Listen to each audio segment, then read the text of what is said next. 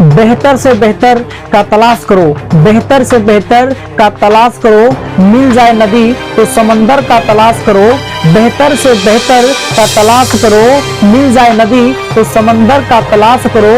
टूट जाते हैं शीशे पत्थर की चोट से, टूट जाते हैं शीशे पत्थर की चोट से।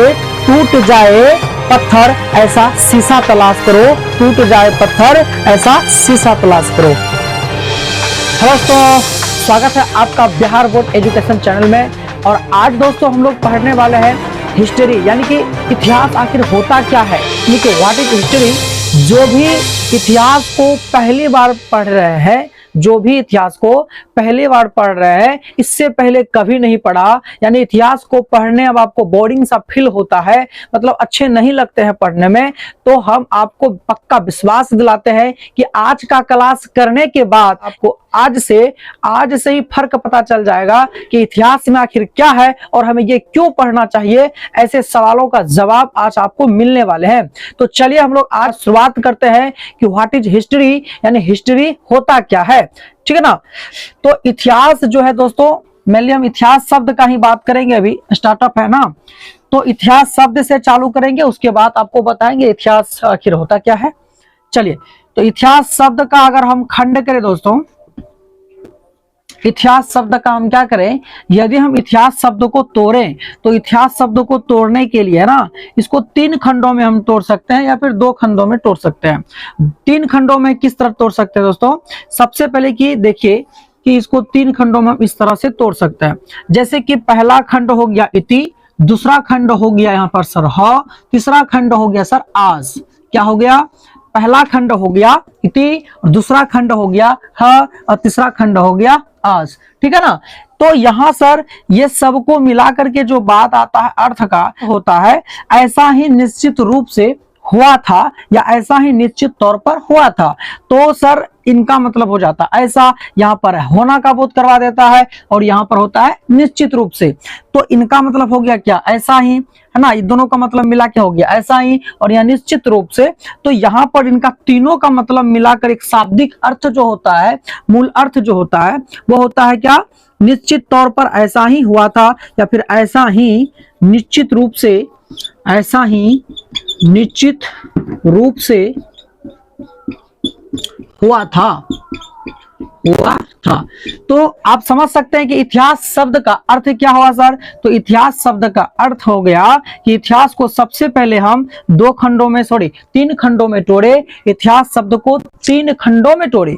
उनके बाद जो दोस्तों इति प्लस ह और प्लस आज, जिसमें इति का मतलब हो गया आपका ऐसा और यहाँ पर ही का बोध करा दिया और आज का मतलब निश्चित रूप से। तो जब तीनों को मिला दिया जाता है दोस्तों, तो अर्थ निकल करके आता है क्या, ऐसा ही निश्चित रूप से हुआ था या ऐसा ही निश्चित तौर पर हुआ था। तो इससे क्या प्रमाणित होता है, तो इससे प्रमाणित होता है कि इतिहास में हमने जो भी घटनाओं का अध्ययन करते हैं, इतिहास में हम लोग जो भी घटनाओं का अध्ययन करते हैं, वह जो घटना है माना जाता है कि ऐसा निश्चित रूप से हुआ था, तभी तो हम इतिहास में पढ़ते हैं। ठीक है ना। आपका दिमाग में अब ये बैठ गया होगा कि जो ये इतिहास आखिर किताब का नाम क्यों रखा गया। तो इतिहास शब्द का कुछ ना कुछ मतलब हुआ होगा, कुछ ऐसा मतलब हुआ होगा जिस वजह से कि इतिहास का नाम इतिहास रखा गया। तो इतिहास शब्द का मतलब आज आपको पता चल गया होगा कि सर ऐसा ही निश्चित तौर पर हुआ था या ऐसा ही निश्चित रूप से हुआ था और वह घटना को इतिहास किताब में लिखा हुआ मिलता है, इसीलिए उस किताब का नाम इतिहास रखा। क्या रखा, इतिहास रखा। ठीक है ना। तो हम लोग समझ गए कि सर इतिहास जो है उसका शब्द का अर्थ क्या होता है। तो चलिए हम लोग अब बात करते हैं कि कोई ना कोई, मान के चलिए अगर कोई वस्तु का इस पृथ्वी पर जन्म हुआ है तो उनका कोई ना कोई जनक होता है, उनका कोई ना कोई क्या होता है, जनक होता है दोस्तों। तो जनक का बात कर लें कि इतिहास का जनक यानी पिता, जनक यानी पिता, फादर ऑफ हिस्ट्री अगर पूछ लिया दोस्तों आपको कि इतिहास का पिता कौन है, तो इतिहास का पिता आपका है सर हेरोडोटस। कौन है, हेरोडोटस। हेरोडोटस। तो आप बताइएगा कि इतिहास का पिता कौन है, तो हेरोडोटस है। तो हेरोडोटस कहाँ का था सर, हेरोडोटस आपका ग्रीक यानी यूनान का था। ग्रीक या यूनान दोनों एक ही नाम है दोस्तों। क्या नाम है, दोनों एक ही नाम है। आपको पूछा जाएगा कि इतिहास का पिता कौन है, यानी कि फादर ऑफ हिस्ट्री, तो फादर ऑफ हिस्ट्री दोस्तों कौन है, यानी कि इतिहास का पिता है आपका हेरोडोटस। हेरोडोटस कहाँ का था, तो ग्रीक यानी कि ग्रीक या यूनान का, ग्रीक यानी यूनान का। यह एक यूनानी लेखक था दोस्तों, यूनानी लेखक था। इन्होंने सर्वप्रथम हिस्टोरिका पुस्तक लिखा। कौन सा पुस्तक लिखा, हिस्टोरिका। तो आपसे पूछा जाएगा कि सर्वप्रथम किसने पुस्तक लिखा, सर्वप्रथम हिस्टोरिका पुस्तक किसने लिखा, तो सर्वप्रथम इन्होंने हिस्टोरिका पुस्तक को लिखा और इन्हीं का पुस्तक हिस्टोरिका है। इनके बाद हिस्टोरिका नाम का कोई पुस्तक नहीं लिखा, ठीक है ना। बोलने का अर्थ यह है कि सबसे पहले जो पुस्तक लिखा वो पुस्तक लिखा हेरोडोटस। और कौन सा पुस्तक लिखा दोस्तों, हिस्टोरिका पुस्तक लिखा। तो हिस्टोरिका पुस्तक के लेखक कौन हो जाएंगे, हेरोडोटस, हेरोडोटस। चलिए यहां तक कॉन्सेप्ट आपका क्लियर हो गया। तो चलिए हम समझते हैं कि इनको आखिर पिता क्यों कहा गया। तो पिता इसीलिए कहा गया कि इससे पहले बहुत सारे घटनाओं का जो अध्ययन करके जो एक नोट किया जाता है, तो इससे पहले ऐसा कोई व्यक्ति ने नहीं किया था। तो ये पहला व्यक्ति था यूनान का जो कि हर समय का घटना जो था, जो महत्वपूर्ण सब घटना थे, वो सभी घटनाओं का नोट किया करता था। तो नोट करते करते एक दिन ऐसा आया, इन्होंने एक किताब ही लिख डाला जिसका नाम है हिस्टोरिका। जिसका नाम क्या है, हिस्टोरिका। तो सर कोई अगर पुस्तक होती है तो वह पुस्तक कौन सी भाषा में लिखा गया है, यह भी पूछा जाता है ऑब्जेक्टिव में। तो यह पुस्तक जो लिखा गया था दोस्तों आयोनिक भाषा में लिखा गया था। किस भाषा में, आयोनिक भाषा में लिखा जाने वाला बुक था हिस्टोरिका, आयोनिक भाषा। यदि आपसे पूछा जाए कि सर हेरोडोटस ने सर्वप्रथम जो पुस्तक लिखा वह कौन सी भाषा में पुस्तक लिखा हुआ था, तो हेरोडोटस ने सर्वप्रथम पुस्तक लिखा हिस्टोरिका। और हिस्टोरिका पुस्तक दोस्तों, और हिस्टोरिका पुस्तक जो था वो आयोनिक भाषा का था। कौन सा भाषा का था, आयोनिक भाषा का था। हमेशा याद रखिएगा आप लोग, ठीक है ना। चलिए तो ये आयोनिक भाषा का जो पुस्तक लिखा, इनमें आखिर सर क्या क्या चीज का वर्णन किया गया। इनमें आपका भारत दोस्तों,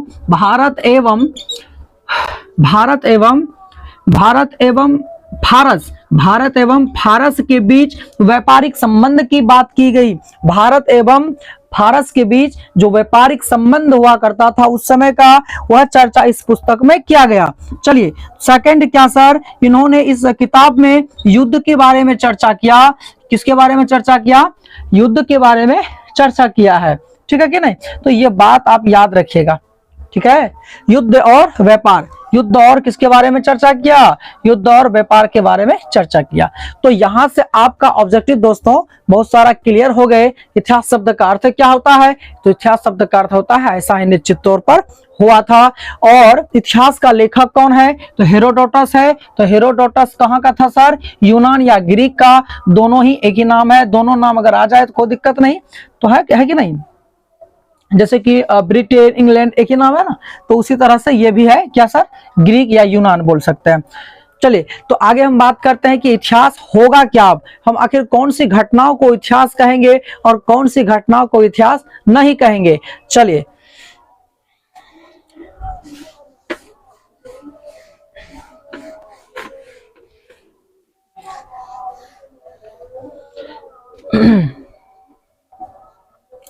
तो चलिए दोस्तों सबसे पहले अब बात करेंगे कि कौन सी घटना सर इतिहास होगा और कौन सी घटना इतिहास नहीं होगा। तो थोड़ा सा आपको हम सवाल पूछेंगे दोस्तों। सवाल यह है कि आप बताइए कि आप इतिहास का परिभाषा में क्या पढ़े हैं। इतिहास का परिभाषा में मैक्सिमम लोगों को जो पढ़ाया जाता है दोस्तों, वो इस तरह से पढ़ाया जाता है कि अतीत का हर घटना का अध्ययन जो है, अतीत का हर घटना का अध्ययन जो है वह क्या होते हैं, इतिहास होते हैं। बट ये क्या है, गलत है।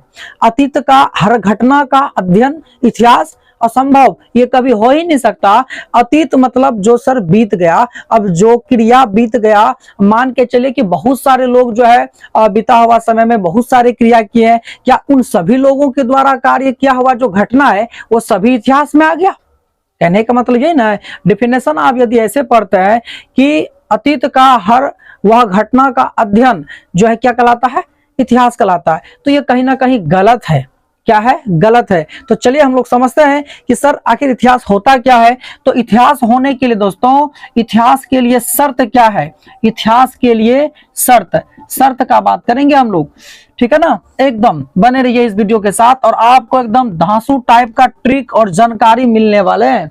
देखिए कि सर इतिहास के लिए क्या होना चाहिए कि स्रोत होना चाहिए, किसी भी घटना का क्या होना चाहिए, स्रोत यानी प्रमाण।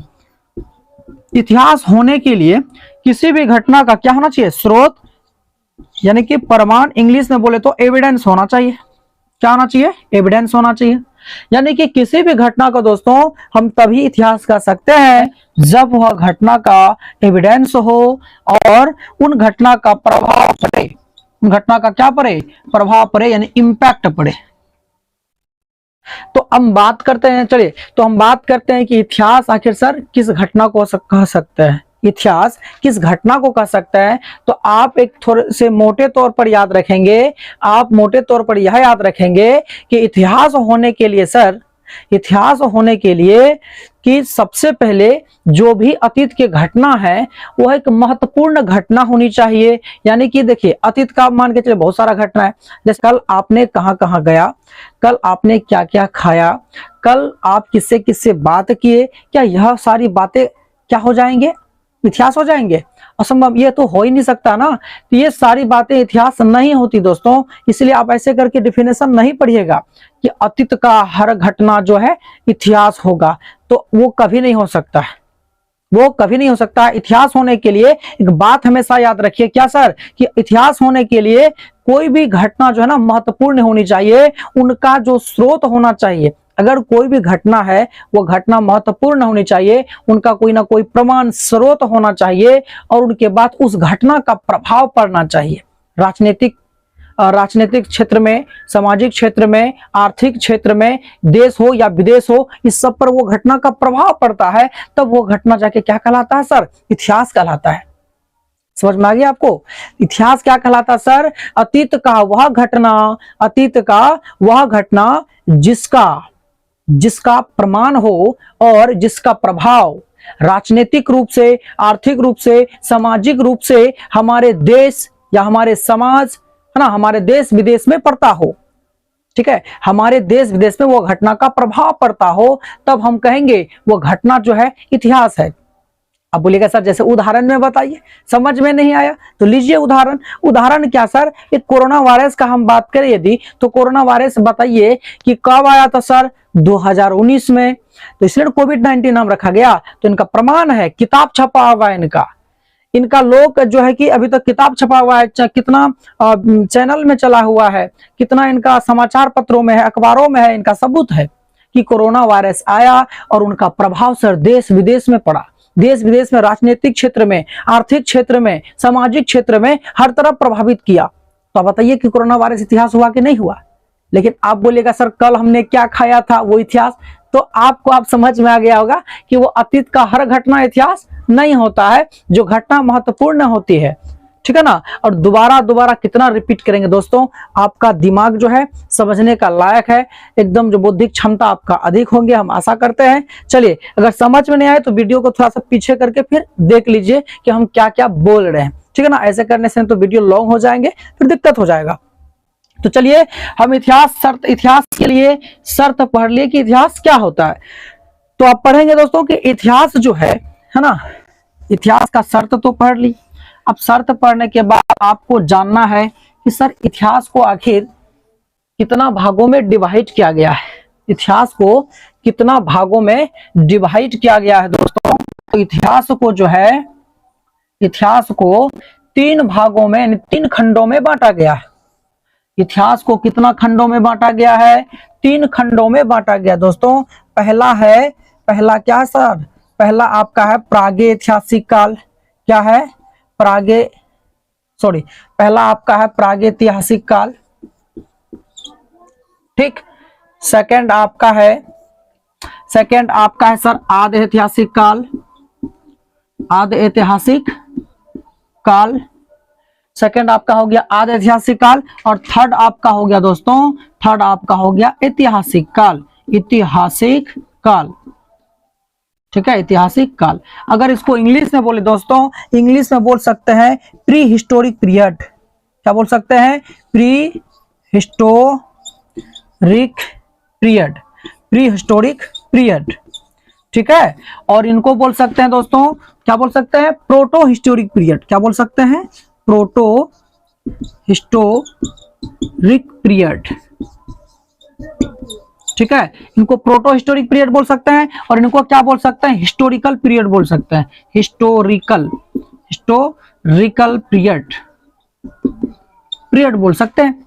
ठीक है ना। अब देख सकते हैं इनको गौर से कि इतिहास को सर कितने भागों में बांटा गया, को 3 खंडों में डिवाइड किया गया है। तो पहला खंड का नाम क्या है दोस्तों? पहला खंड का नाम आपका है प्रागे ऐतिहासिक काल, प्री हिस्टोरिक पीरियड। और सेकेंड दोस्तों, सेकेंड जो खंड है, सेकेंड खंड है वो है सर, क्या है सेकंड खंड? सेकंड खंड आपका है आदि ऐतिहासिक काल, इंग्लिश में बोले तो प्रोटो हिस्टोरिक पीरियड। और थर्ड दोस्तों, थर्ड में क्या है? ऐतिहासिक काल। और ऐतिहासिक काल यानी कि इंग्लिश में बोले तो हिस्टोरिकल पीरियड, ये है आपका। तो सर आखिर ये तीनों होता क्या है? तो चलिए तीनों को समझते हैं। इतिहास के आखिर ये कौन कौन सा समय है जिसकी वजह से इनको 3 खंडों में बांट दिया गया है। याद रखिएगा, जब भी किसी को किसी भी खंडों में बांटा जाए, अलग अलग खंडों में बांटा जाए, तो अलग अलग खंडों की विशेषताएं अलग अलग होती है, इसीलिए जो उनको बांटा गया है। तो चलिए कि थोड़ा सा आपको ना थोड़ा सा बात बताने के लिए हम भूल गए कि इतिहास के सर आखिर स्रोत क्या क्या है। स्रोत का बात हम करें तो स्रोत भी समझ जाइए सर कि इतिहास का है ना, टोटल इतिहास को अगर लिखा जाता, अभी ये भूल जाइए थोड़ा सा, अभी ये तीनों चीज क्या है कि सर प्रागे आदि और ऐतिहासिक काल क्या है, थोड़ा सा इसको आप दिमाग से स्किप कर दीजिए और थोड़ा सा समझने का प्रयास कीजिए दोस्तों कि इतिहास का जो स्रोत का बात हम करें, अगर इतिहास का स्रोत का, सर इतिहास लिखने का स्रोत क्या होता है दोस्तों? इतिहास लिखने का स्रोत, पहला स्रोत होता है पुरातात्विक स्रोत, और सेकंड का बात करें दोस्तों तो साहित्यिक स्रोत भी होते हैं। क्या होते हैं? साहित्यिक स्रोत होते हैं। और तीसरा का बात करें दोस्तों, इनके अलावा विदेशी यात्रियों के विवरण, विदेशी यात्रा वृतांत या विदेशी यात्रियों के विवरण जो होते हैं, यही इतिहास के स्रोत होते हैं। यानी इतिहास का जो स्रोत, यानी किसी भी घटना का दोस्तों इतिहास बुक में जो वर्णन मिलता है वो 3 चीजें से मिल सकता है। किसी भी घटना की जानकारी ये तीनों स्रोत के आधार पर दी जाती है। तो पहला क्या है सर? पुरातात्विक, और दूसरा क्या है? साहित्यिक, तीसरा क्या है सर? विदेशी यात्रियों का विवरण। तो पहला का बात करें पुरातात्विक स्रोत क्या होता है? जितनी भी ठोस पदार्थ है कलम कॉपी को छोड़कर, किताब को छोड़कर, वो सारा का सारा सर पुरातात्विक स्रोत है। पुरातात्विक स्रोत के अंतर्गत क्या क्या आते हैं? आपका मूर्ति आ जाते हैं, आपका इमारत आ जाते हैं, आपका सिक्का आ जाते हैं, आपका पंखा आ जाते हैं, जितनी भी ठोस वस्तुएं हैं साहित्यिक मतलब किताब को छोड़ करके पुरातात्विक के अंदर में आ जाते हैं। किताब कलम को छोड़ करके दोस्तों, किताब कॉपी को छोड़ करके जितनी भी ये वस्तुएं हैं, ठोस वस्तुएं हैं, वे सभी पुरातात्विक स्रोत के अंतर्गत आ जाते हैं। जैसे आपको बता दिए अभी। साहित्यिक स्रोत के अंतर्गत क्या आते हैं दोस्तों? तो वह बहुत सारे महत्वपूर्ण बुक, जिससे कि बहुत सारे घटना का, पूर्वजों की घटनाओं का पता चलता है। जैसे कि महाभारत दोस्तों इतिहास का स्रोत है। महाभारत क्या है? इतिहास का स्रोत है, क्योंकि महाभारत में बहुत सारे पूर्वजों का घटना का वर्णन मिलते हैं। रामायण क्या इतिहास का स्रोत है? बौद्ध धर्म से रिलेटेड बुक है, जैन धर्म से रिलेटेड बुक है। तो बहुत सारा किताब है जो कि साहित्यिक स्रोत के अंतर्गत आते हैं। ठीक है ना। चलिए उसी तरह से विदेशी यात्रियों का विवरण का बात हम करें सर, तो विदेशी यात्रियों का विवरण से यह पता चलता है कि बहुत सारे विदेशी यात्री मतलब बहुत सारे देश घूमते थे, और जो भी कुछ वहां वो देखते थे तो वो किताब में दर्शा दिया करता था। जो वह किताब उस यात्री का यात्रा वृत्तांत कहलाता था। ठीक है ना। मतलब कोई भी व्यक्ति जो है अपने देश से दूसरे देश में घूमने के लिए जाते तो विदेशी कहला लिए। तो जो विदेशी जो हुआ, ठीक है ना दोस्तों, तो जैसे भारत में भी इब्न बतूता, मार्को पोलो हो गया, इत्तेसंग हो गया, फाहमान हो गया, ये सारे बहुत सारे यात्री हैं जो कि भारत आए थे और भारत के विषय में किताब में लिखवा दिया, जो कि उनका यात्रा वृत्तांत कहलवाया। तो अब बताइए कि उस समय उन्होंने जो भारत घूमने के लिए आया, जो भी उन्होंने देखा किताब में लिखवा दिया, तो उनका क्या हो गया? यात्रा वृत्तांत हुआ, और उनमें भारत की जानकारी मिला कि नहीं मिला? तो वह सारा दोस्तों क्या हो गया? विदेशी यात्राओं का विवरण। आपको तीनों स्रोत समझ में आ गए होंगे, आशा है। तो चलिए हम समझते हैं कि अब सर प्रागैतिहासिक काल क्या होता है। तो प्रागैतिहासिक काल क्या होता है दोस्तों? जिस काल में मनुष्य जो है पढ़ा लिखा नहीं था, मनुष्य जो है दोस्तों पढ़ा लिखा नहीं था। सबसे पहले समझिए कि मनुष्य सर सबसे पहले कहाँ आया, तो मनुष्य सबसे पहले दोस्तों मनुष्य सबसे पहले दोस्तों अफ्रीका महादेश में आए थे। कहां पर आए थे? अफ्रीका महादेश में आए थे, जहां पर कि वह मनुष्य जो था एकदम काले रंग था, मंगरेला मछली देखे उसी तरह का उनका कलर था दोस्तों। वो सिर्फ खाने पीने से मतलब रखता था, खाद्य संग्रह करने वाला जो है व्यक्ति था उस समय। सबसे पहले सबसे पहले जो आए हुए थे व्यक्ति कहां पर? अफ्रीका महादेश में। और वह व्यक्ति कैसा था? असभ्य व्यक्ति था, यानी कि क्या था? असभ्य था, सिर्फ खाने पीने से उनको मतलब था और किसी धंधा से मतलब नहीं था, समझ गए ना। वो बुद्धिहीन व्यक्ति थे, नंग धरण होकर जंगलों में घूमते रहते थे जहां था। लेकिन जो दोस्तों सभ्य व्यक्ति, बुद्धिमान व्यक्ति जो आए थे वो एशिया महादेश में आए थे। इसीलिए दोस्तों सभ्यता का पालना जो है एशिया महादेश को कहा जाता है और मानवों का पालना दोस्तों अफ्रीका महादेश को कहा जाता है। तो अफ्रीका को मानवों का पालना कहा जाता है और दोस्तों एशिया को सभ्यता का पालना कहा जाता है। अब याद रखिएगा दोस्तों, ठीक है ना। अब बात करते हैं प्रागैतिहासिक काल सर। तो प्रागैतिहासिक काल का इतिहास का वह समय है जब मानव पढ़ने लिखने के लिए नहीं जानता था और इस काल की जो जानकारी दोस्तों आपका जो है साहित्यिक स्रोत के अंतर्गत नहीं मिले हैं, पुरातात्विक स्रोत के अंतर्गत मिले हैं। पुरातात्विक स्रोत में क्या मिले हैं दोस्तों कि बताया जा रहा है कि इस समय का मानव जो है ना पत्थरों का इस्तेमाल ज्यादा करते थे। किसका इस्तेमाल ज्यादा करते थे? पत्थरों का। तो इस काल के अंतर्गत दोस्तों पाषाण काल को रखा गया है। किसको रखा गया है? पाषाण काल को रखा गया है। याद रखिएगा, प्रागैतिहासिक काल इतिहास का वह समय दोस्तों जहां पर मनुष्य जो पढ़ने लिखने के लिए नहीं जानते थे, ठीक है ना। और पढ़ने लिखने नहीं जानते से आशा है कि उस समय जो है कोई साहित्यिक प्रमाण नहीं मिला है कि व्यक्ति जो पढ़ने लिखने के लिए जानता था। सिर्फ जो वहां पर दोस्तों पुरातात्विक स्रोत के अंतर्गत जो इनका इतिहास की जानकारी मिलते हैं। पुरातात्विक के अंतर्गत यहाँ आ जाता है पाषाण। पाषाण का मतलब होता है पत्थर। जिस समय लोग जो है दोस्तों यानी कि पत्थरों से बने हथियार, पत्थरों से बने औजार और हथियार का प्रयोग करते थे, यानी कि अधिक से अधिक पत्थरों से ही उनका जीवन निर्भर होते थे। तो उस समय के इतिहास के काल को प्रागैतिहासिक काल अर्थात पाषाण काल भी कहा गया है, ठीक है ना। तो चलिए इसका हम चर्चा उतना नहीं करेंगे। और उसके बाद दोस्तों सेकंड में आधे ऐतिहासिक काल में जो आते हैं दोस्तों, तो आधे ऐतिहासिक काल में क्या आ जाते हैं? याद रखिएगा कि आधे ऐतिहासिक काल में यहाँ पर जो है लोग जो पढ़ा लिखा था लेकिन उस समय ऐसे पता नहीं कौन सा वो अक्षर से पढ़ा कि आज तक बहुत सारा राइटिंग को, अक्षर को, लिखावट को हम लोग आज तक कोई भी नहीं पढ़ पाए। उनका खोज नहीं हुआ है कि आखिर वो सब कौन से पढ़ाई पढ़ते थे, किस तरह का लिखावट था, आज तक दोस्तों कोई नहीं पढ़ सका। तो एक साहित्यिक स्रोत का जो दोस्तों साहित्यिक स्रोत के आधार पर आधे ऐतिहासिक काल का भी जानकारी नहीं मिले हैं। इनका भी जानकारी पुरातात्विक स्रोत के आधार पर मिले हैं और इनके अंतर्गत सिंधु सभ्यता आ जाते हैं। कौन सी सभ्यता? सिंधु सभ्यता। क्या आ जाते हैं? सिंधु सभ्यता आ जाते हैं दोस्तों इनके अंतर्गत। और इसी सिंधु सभ्यता का इसके अंतर्गत दोस्तों सिंधु सभ्यता आ जाते हैं। और सिंधु सभ्यता का दूसरा नाम क्या है? हड़प्पा सभ्यता। क्या दूसरा नाम क्या है? हड़प्पा सभ्यता। और हड़प्पा सभ्यता को दोस्तों कांस्य युग की सभ्यता भी कहा जाता है। कौन सा युग की?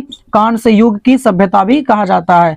तो इसके अंतर्गत हम लोग पढ़ेंगे। किसके अंतर्गत सर? आधे ऐतिहासिक काल के अंतर्गत। यहाँ पर पढ़े लिखे व्यक्ति जो है थे लेकिन पता नहीं कैसे लिख के चले गए जिसके कारण आज हम लोग उनको पढ़ नहीं पाए, ठीक है ना।